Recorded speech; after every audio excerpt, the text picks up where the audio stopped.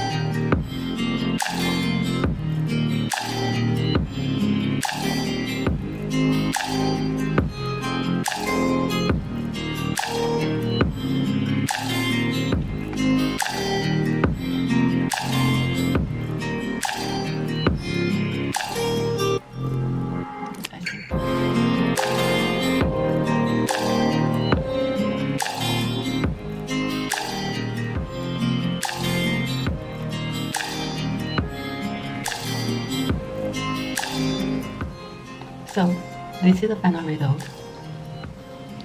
I know you guys gonna say it's easier if I already look like her, but there are lots of comments asking me to do this. Also, it's always a good idea to recreate someone who has a great personality, and she's an amazing woman. So that's all. I hope you guys enjoy this video. Give this video a thumb up if you like it, and leave comments below. Let me know what else you want to see and what to do